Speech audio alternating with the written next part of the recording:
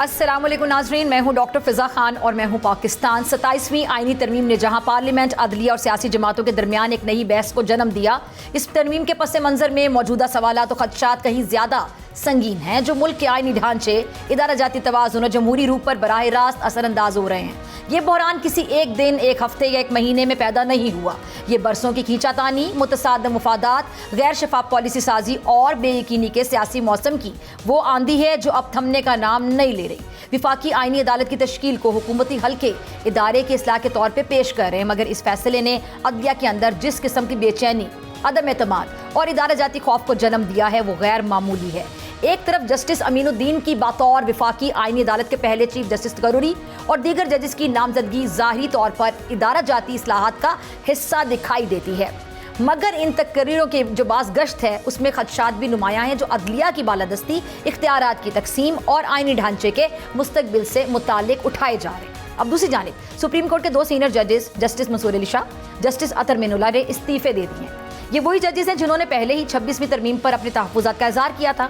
अब उनके इस्तीफे अदलिया के अंदरूनी इसतराब और इदारों के माबैन तनाव की एक नई निशानी बनकर सामने आ रहे हैं। ये इस्तीफे एक ऐसे वक्त में सामने आए जब मुल्क के अंदर पहले ही से बहस जारी है कि आया 27वीं तरमीम अदलिया को मजीद मजबूत करेगी या फिर इसे सियासी दायरा कार में लाकर इदारा जाती आज़ादी के बुनियादी उसूल को कमज़ोर कर देगी। आईनी माहिरीन, साबिक जज साहिबान और सीनियर वकला खुले अंदाज में सवाल पूछ रहे हैं, क्या ये तरमीम मुस्तकबिल में एक दोहरी अदलिया की बुनियाद तो नहीं बनाएगी? क्या आला अदलिया का किरदार मजीद तकसीम या फिर महदूद होने जा रहा है? क्या हुकूमत इस तरमीम के जरिए अदालती फैसलों पर बराह रास्त असरअंदाज होने की नई राहें खोल रही है? ये सवालात आज हैं, मगर इनके जवाबात आने वाली नस्लें तलाश करेंगी। अब दूसरी जानिब अगर बात की जाए, पीपल्स पार्टी ने वज़ीर आज़म आज़ाद कश्मीर के खिलाफ तहरीक अदम एतमाद जमा करवा दी है। पीपल्स पार्टी ने आज़ाद कश्मीर के नए वज़ीर आज़म के लिए secretary general peoples party Azad Kashmir Faisal Rathore को उम्मीदवार नामजद किया है। इस्लामाबाद में प्रेस कॉन्फ्रेंस करते हुए राजा परवेज़ अशरफ का कहना था कि तहरीक अदम एतमाद के लिए हमारे नंबर्स पूरे हैं, हम आज़ाद कश्मीर में हुकूमत बनाएंगे। सदर पीपल्स पार्टी आज़ाद कश्मीर चौधरी यासीन का ये कहना था कि तहरीक अदम एतमाद के लिए गोल्डन नंबर 27 है, लेकिन नून लीग की हमायत से हमारे पास 40 की तादाद है। अब इसी दौरान फितनतुल ख्वारिज ने इस्लामाबाद और वाना में मासूम लोगों को निशाना बनाया। सियासी इंतशार और बदएतमादी के माहौल में सिक्योरिटी इदारों की तवज्जो है जो मुंतशिर होती है, जिसका फ़ायदा दहशतगर्द अनासिर भी उठाते हैं। दहशतगर्दी की नई लहर ये बता रही है कि रियासत को बैक वक्त कई महाजों पर लड़ना पड़ रहा है। ये खदशा बढ़ता जा रहा है कि अगर सियासी और आईनी कशमकश जारी रही तो अंदरूनी सलामती के खतरात फिर से सर उठा सकते हैं। दूसरी जानिब सियासी जमातों के दरमियान बेएतमादी इस हद तक बढ़ चुकी है कि कौमी मफाद तक जो मफाहमत है वो मुमकिन नज़र नहीं आती है।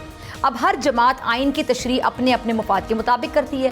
हर सियासी लीडर अपनी बका को रियासत की बका पर तरजीह देता है और यही वजह है कि आइनी तरमीम भी तनाज़ा बन जाती है, अदालती फैसले भी सियासत बन जाते हैं और सियासत भी बिलाखिर ज़ाती अना की भीड़ चढ़ जाती है। लेकिन पाकिस्तान का सबसे बड़ा बहरान ना 27वीं तरमीम है, ना आज़ाद कश्मीर का सियासी खेल और ना ही वज़ीरों की प्रेस कॉन्फ्रेंसेज हैं। पाकिस्तान का असल बहरान अवाम की बेबसी और जानलेवा महंगाई है। असल बहरान और परेशानी वो है जो सरमायाकार के चेहरे पर लिखी है। एक आम आदमी पूछ रहा है कि क्या रियासत सिर्फ आईनी तरमीमों से चलती है या फिर रोटी, तालीम, सेहत और रोजगार से? ये वो लम्हा है जहाँ पर महज सियासी नारों, बयाना, तरमीम जो है या वुज़रा की जो प्रेस कॉन्फ्रेंसेज है उससे रास्ता नहीं निकलेगा, कोई हल नहीं निकलेगा। रियासतों की जो बका है वो उस वक्त मुमकिन होती है जब इदारे मुस्तहकम, मईशत खुद मुख्तार और सियासत बालिग हो जाए। और बदकिस्मती से आज हमारे मुल्क में अगर बात की जाए, तीनों मैदानों में हम डगमगा रहे हैं। अब सवाल यहाँ पे पैदा होता है कि क्या कोई रास्ता बचा है? हाँ, रास्ता मौजूद है, मगर वो मुश्किल भी है और बड़ा दुश्वार। आईनी बहरान को सियासी मकासद से अलग करना होगा। सियासी जमातों को कम अज़ कम मुश्तरका कौमी एजेंडा तय करना होगा। मईशत को IMF की बेसाखियों से निकालकर पायदार इस्लाहात की बुनियाद पर खड़ा करना होगा और अवाम को सियासी तरमीम नहीं बल्कि मुआशी रिलीफ देना होगा। और अगर रियासत ने आज मुश्किल फैसले ना किए तो आने वाला कल मुश्किलात ला सकता है।